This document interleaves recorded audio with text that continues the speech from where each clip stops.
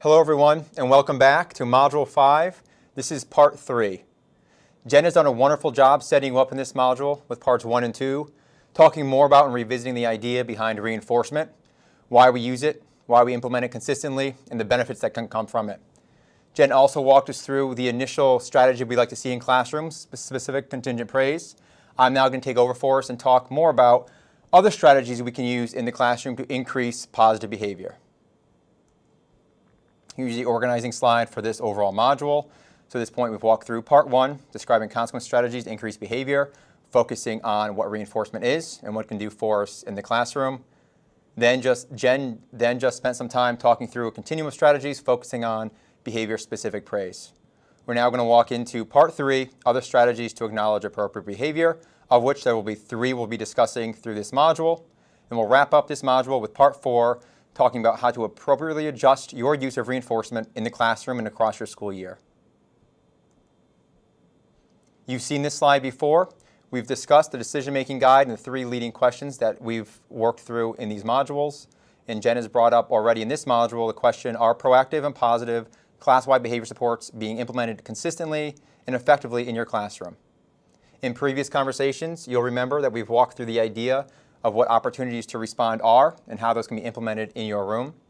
We've also talked at length about the various types of prompts you can use in your classroom, as well as active supervision. How are you looking around, moving around, and engaging your learners throughout each of your lessons? Through this module, we've already discussed specific praise, and now we'll be moving on to other strategies. As a quick reminder, here is the example of specific contingent praise Jen walked you through in the first 2 parts. So when we're talking about other reinforcement-based strategies in the classroom, there are 3 specific strategies I want to talk to you about through this module. The idea of behavior contracting, the idea of group contingencies, of which there are 3 that we'll be discussing, and the strategy known as a token economy.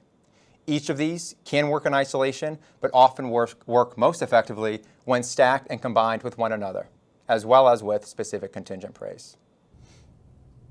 As we begin our conversation related to other strategies to acknowledge behavior in your classroom, let's first look at the idea and concept of group contingencies.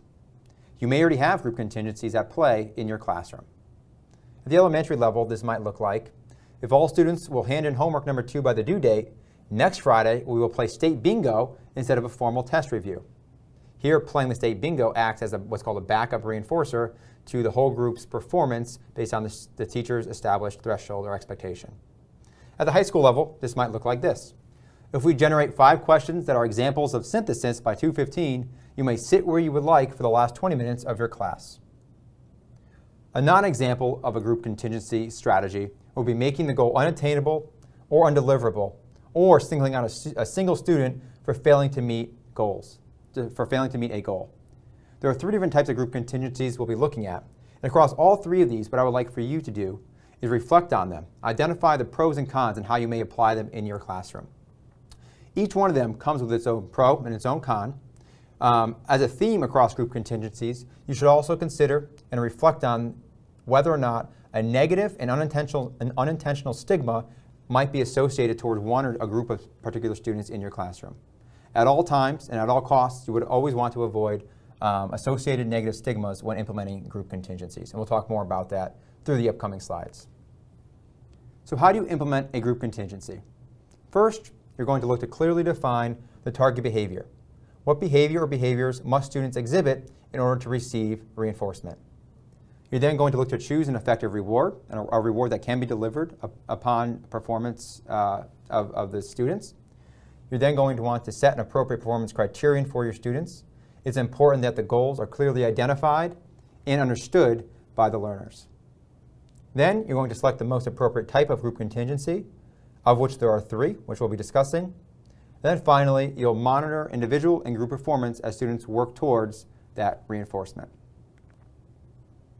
Considerations for using group contingencies. Group contingencies can be an efficient way to reinforce desired behaviors of all your students in your classroom. Furthermore, without careful monitoring, potentially harmful situations may arise. This is the negative stigma I was mentioning on the previous slide. Peer pressure can turn into ridicule. You want to make sure you're closely monitoring the implementation of your group contingency to avoid any negative peer pressure. that may also subsequently lead to negative stigma or social status waning or falling for particular students. You want to make sure students are not being negatively targeted upon the implementation of this reinforcement-based strategy. You also want to make sure that your system, your group contingency, is fair to all learners in your learning environment. Big picture here is you're going to look to monitor closely the implementation of your group contingency and apply your contingency consistently and systematically across time. Let's take a look at the three names of our group contingencies. The first is called an interdependent group contingency, also known as the all-for-one approach. A second type of group contingency is called the dependent group contingency, and this is known as the one-for-all approach. Finally, a third type of group contingency is called an independent group contingency. Here, it's to each his or her own. Let's take a bit deeper dive into each one of these group contingency approaches. First, the all-for-one. This is also known as the interdependent group-oriented contingency. Defined, this is, in order to receive reinforcement, the whole group must perform at a predetermined level. As an example, if everyone turns in their homework assignment on time this week, we will not have homework on Friday. That means if all learners perform at this established expectation level, all of you will not have homework, which is the reinforcer in this scenario as a consequence. Another example, the whole class, again the operative approach here is the whole class, is ready to start work when the class period starts, so the whole group gets 2 to 3 minutes of free time at the end of class. This is an interdependent group contingency. Everyone had to perform at a certain criteria level, in this case, the whole class being ready to start when the bell rang. Therefore, every student gets the backup reinforcer, in this case, 2 to 3 minutes of free time at the end. Carefully set up these contingencies so that they generate positive peer pressure. Again, you want to avoid negative social peer stigmas. In this case, that may occur if peers are pushing students to get to class on time. If one student is lagging behind in this scenario to get into class on time, they're having difficulty, and peers start to ridicule them because of that, that might lead to a negative stigma. So you want to make sure you're always reinforcing and encouraging students to positively support one another to achieve whatever the threshold is or the behavioral expectation is that you've established. Teach students how to support each other. Ensure all students can meet the standard. If some students cannot meet the standard that you've initially established, reflect on ways that you may support that particular student or group of students in achieving that expectation. And finally, carefully monitor for students who may need additional support. The next type of group contingency is the one-for-all, also known as the dependent group-oriented contingency. Defined, this is the performance of an individual or small group of individuals results in consequences for the whole group. As an example, Brittany was able to earn a reinforcer for her entire class when she, as an individual, participated in group discussion appropriately. Another example of a dependent group contingency, when lab group number 2 completed their assignment correctly, the entire class earned extra free recess. In both of these scenarios, the entire class is counting on either, in this situation, group 2's performance, and in this situation, an individual's performance, Brittany, in order for them to earn the reinforcer at the end of the day. When developing a dependent group-oriented contingency, look to carefully design these contingencies so that they are no-fail. In other words, there's a high likelihood that negative social stigma may result, again, unintentionally on your part, when implementing this approach. You want to make sure that you've established thresholds and learner expectations that the identified learner can achieve effectively. The students will earn the reinforcer. It's just a matter of how long it takes for them to get there. By approaching it with that mindset, you might be able to shape and encourage positive peer interactions as your identified group of students or individual student works towards that identified expectation. The final type of group contingency is known as an independent group-oriented contingency. Here, it's to each his or her own. In other words, each individual learner is working towards their own reinforcing consequence. The definition: the same goal is set for all learners in the group. However, consequences are delivered individually. They are based on the performance of each individual rather than the group, which we saw in the previous two types of group contingencies. As an example, when each of you individually finishes your quiz, you may take a brief break and read or draw quietly. When establishing independent group-oriented contingencies, carefully design these contingencies so that they are focused on outcome and not speed. Ensure students who work more slowly have an equal opportunity for the reinforcement. What we'd like to have you do now is turn to your workbook for activity 4.4. This is a workbook quiz focusing on group contingencies. Look to match each of the following examples with one of the types of group contingencies we've just spoken about.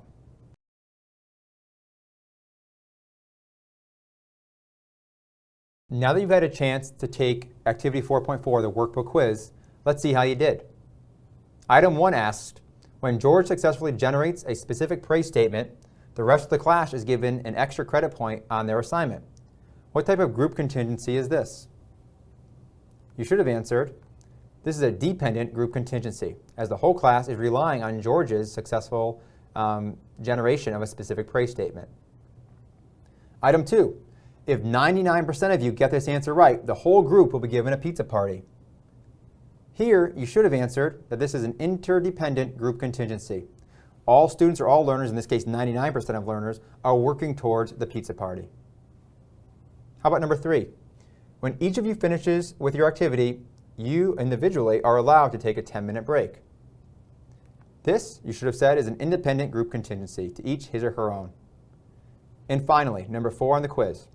If Devin can stand up and give a 5-minute presentation on the pros and cons of each group contingency, you will all get out of this presentation 10 minutes early. For that one, you should have had dependent group contingency. As here, all the learners are reliant on Devin's performance in giving a 5-minute presentation on the 3 different types of group contingencies. Now we'll have you look back to your workbooks for activity 4.5. This one's a discussion board, focusing on group contingencies. Number 1, we'll ask you to identify and operationally define an appropriate behavior you'd like to see more of in your classroom. Number 2, select a group contingency type that fits the needs of your group. Number 3, describe how you would set this up in your classroom. What type of reinforcement will you use? How will you introduce this group contingency to your students so they all understand what's expected? And then finally, after you drafted and brainstormed your ideas around the group contingency you may look to implement, what final questions or concerns do you have about the use of group contingencies and how they may be implemented and applied in your classroom?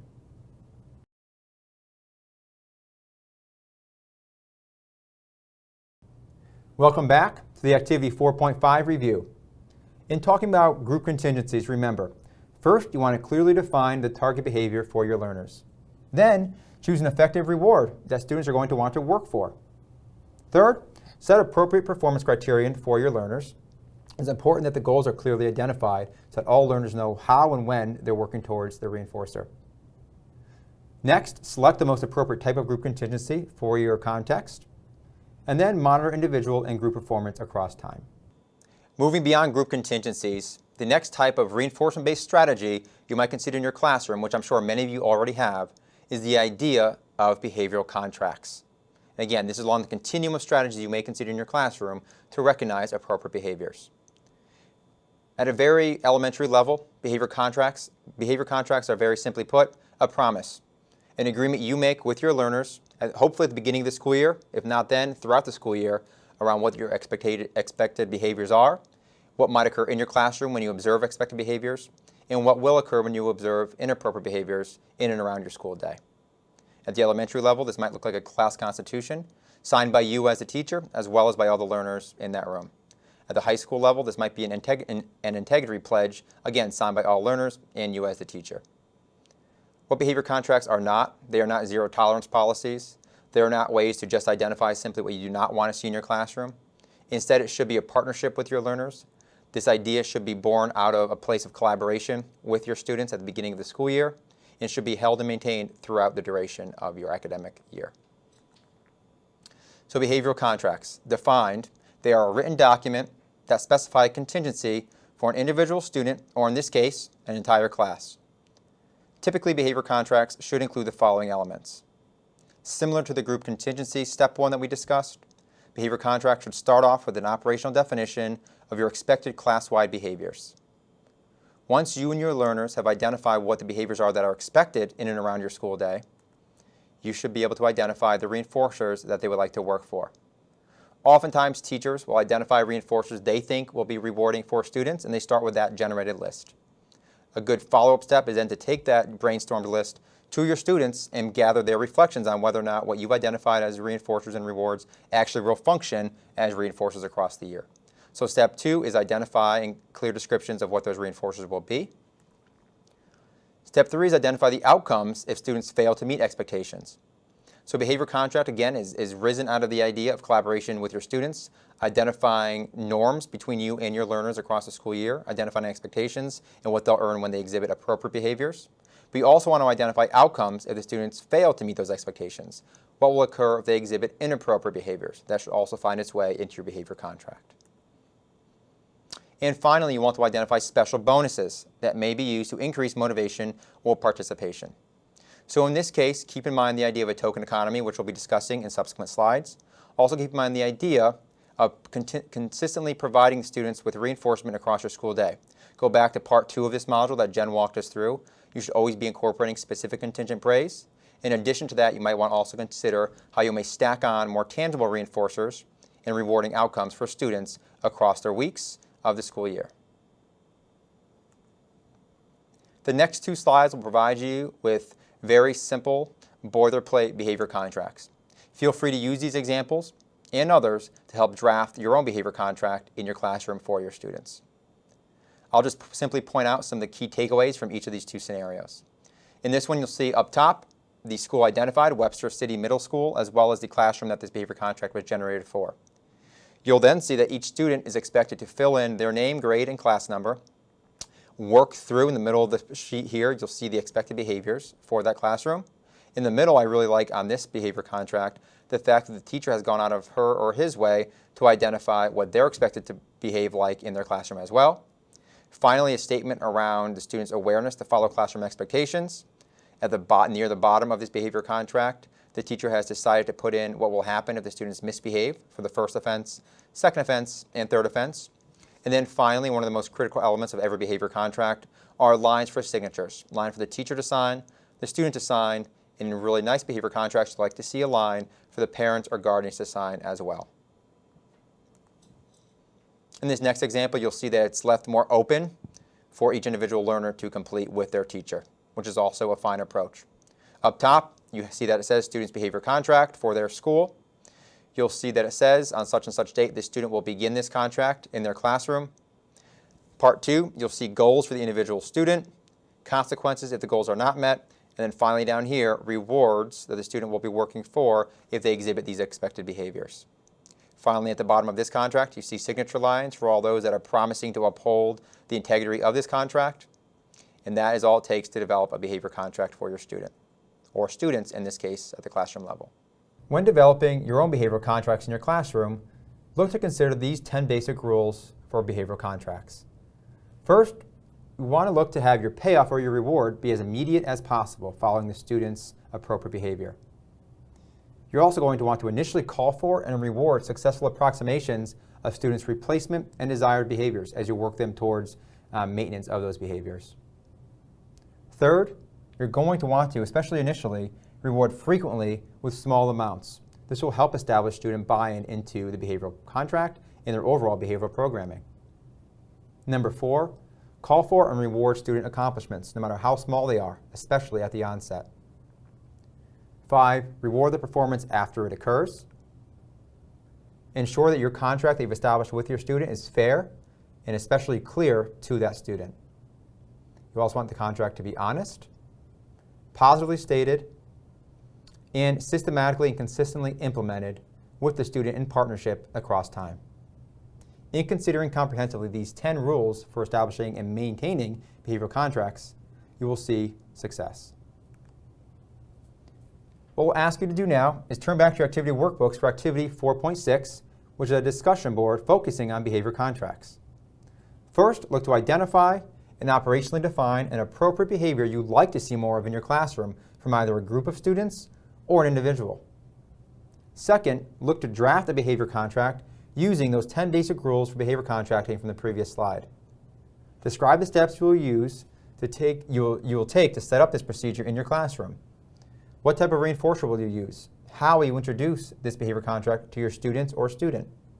And finally, what questions or concerns do you still have about the use of behavior contracts in your classroom? as it applies to small groups of students, whole classes of students, or those individuals that you're focusing on.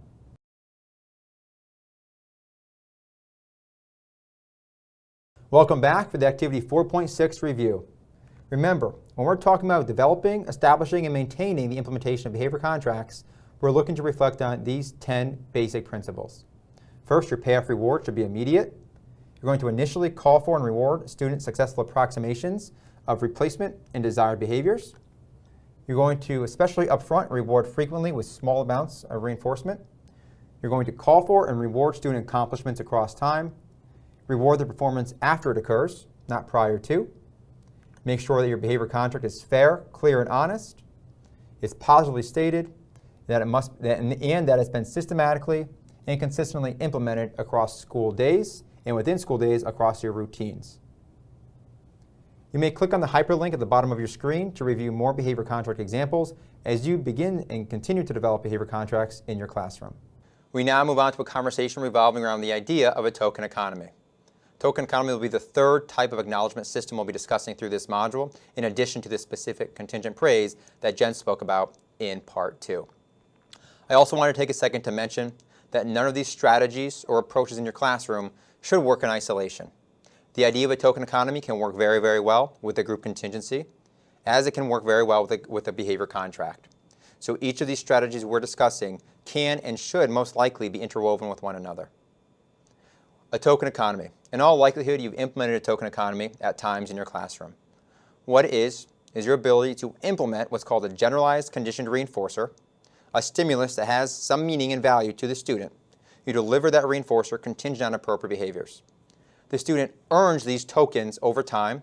They build up their bank of tokens in order to exchange those tokens for what is known as a backup reinforcer. And we'll talk much more about that. At the elementary level, a token economy might look like Group 2. You were all respectful during your discussion, and each of you earned a Starbuck. In this case, the Starbuck is the token. You may use your Starbuck in the school-wide store. The school-wide store, in this case, would contain the backup rewards or reinforcers the students may choose to exchange for. At the high school level, you see you were very respectful when your peer came in and asked for space. You've earned 10 bonus points towards your behavior goal. In this circumstance, the student is simply earning points. Those points are the token in this token economy. Non-examples, some ideas to keep in mind. Providing points or tokens without specific contingent praise or without acknowledging the appropriate demonstrated behavior by the student is something we veer away from. We want to avoid, when using token economies, the idea of satiation. The idea of providing the student too many tokens over time that they don't learn anything and they don't understand why they received that token. So you want to make sure when using a token economy, you clearly specify the behaviors a student must exhibit in order to earn those tokens. And when those tokens are delivered, you are clearly specifying what the student did specifically to earn that token and what you acknowledged them doing. So how do you establish a token economy? Where do you start? Similar to group contingencies and behavior contracts, step 1 is determining and teaching the target skills. This has a lot to do with what you've done in previous practice, sitting with your learners, talking to them, speaking with them around what the class-wide behavior expectations are, then operationalizing and defining those for each student in your room. So step 1, determine and teach each target skill. Step 2, identify and select what your tokens will be. At the onset, the token that you identify doesn't have much value. That token will gain value over time as it's delivered consistently and with specificity around what the learner did to earn that token. So step 2 is identify and select a token. Step 3, identify what will be the backup reinforcers. So as I mentioned in the previous slide, the goal and the hope with the token economy system is that you are able to provide these tangible initial tokens upon students' appropriate behavior. Over time, you've defined what the students can exchange those tokens for. Those exchanges and what they get in return for that exchange is known as a backup reinforcer. Oftentimes, those backup reinforcers will include a variety of options for the student. You may work with your class and with your student to develop something called a menu of reinforcers. That is, different backup reinforcers that hold different token values. A student may be able to exchange 3 tokens for a pencil or an eraser. Or they may choose to self-regulate, self-manage, and build up their bank of tokens to 15 or 20, which may get them extra recess, or time or ice cream party with friend, more valuable backup reinforcers should have a higher token exchange rate. So step 3, identify what your backup reinforcers are and what the continuum of reinforcement costs will be. That leads into step number 4, which is identify the number of tokens required to receive backup reinforcers. Step 5, define and teach the exchange and token delivery system.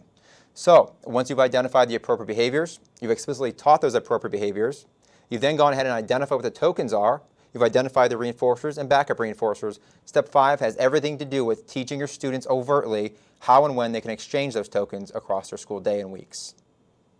You'll define decision rules for how students can change and how you may fade the plan over time. And finally, determine how you will monitor this plan. Once implemented, you want to be able to closely monitor to ensure that other adults and yourself in the room are not over-giving tokens, that you're monitoring which students are receiving how many tokens, what tokens are being exchanged for, and other reflections and data pieces you might want to gather to overall monitor the success of your token economy. Here are some considerations for you to reflect on when establishing token economies in your classroom. First, acknowledge that a token can easily provide immediate feedback to your students about their behavior, while delaying the presentation of a backup reinforcer. Token economies also allow you to avoid satiation of reinforcers. In other words, through your own reflection and implementation of your token economy, you can consciously decide when and how you deliver these tokens to your students. Effectively, this will avoid the idea that the reinforcer no longer holds its inherent value as a reward.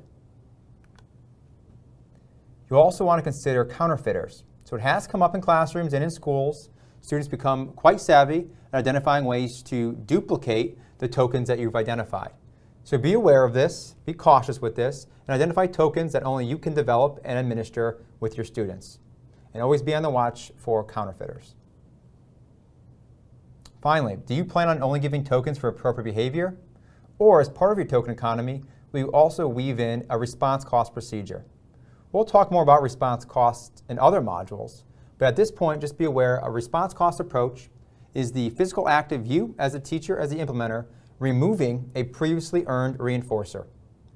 Through the context of an implementation of a token economy, that effectively means if a student has earned a token for appropriate behavior, 5 minutes later they exhibit inappropriate behavior, through a response cost approach, you would then be taking that token back from the student.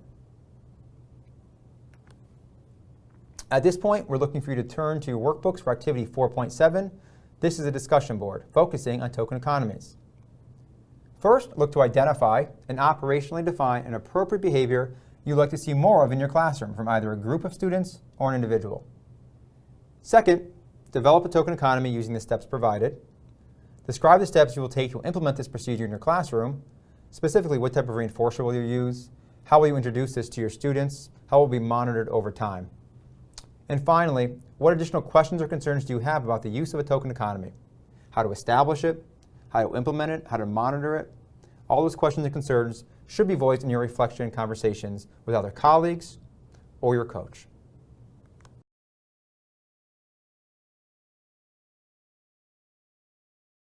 Welcome back. This is activity 4.7 review. When you established and discussed the establishment of your token economy, did you determine and teach target skills to your students? You want to make sure you do that. Did you identify appropriate tokens to utilize in your classroom and through the implementation of your token economy? Did you identify what will be used as backup reinforcers? How did you do that? Did you talk with your students about what they want to be working towards? Did you identify those backup reinforcers on your own or in collaboration with other adults in your classroom? Did you identify the number of tokens required in order for students to receive backup reinforcers? Did you define and teach the exchange and token delivery system to all of your learners explicitly? Did you define decision rules to change and fade the plan over time as success is observed?